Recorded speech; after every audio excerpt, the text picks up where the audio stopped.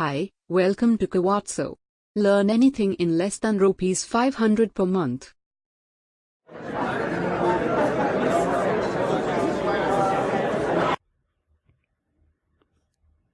Now this is the time to understand how to install Git on different OS. But before installing Git, always check is it already installed or not by running this command git --version. Let's start with Linux OS. First check your system's Linux distribution.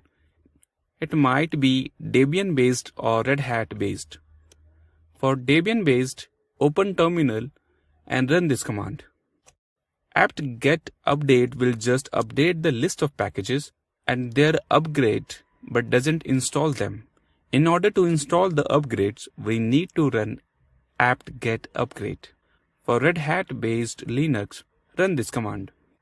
For Mac OS, we can install it either via Homebrew or via installer package.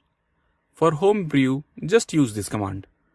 But for installing via installer package, go to this link and download the package. After downloading, install this package just like any other software. In order to install Git on Windows, just go to gitforwindows.com and download the installer package. Once Git is installed, just run git --version to verify its installation. Installing Git is quite simple, and now we are ready to start working with this great tool.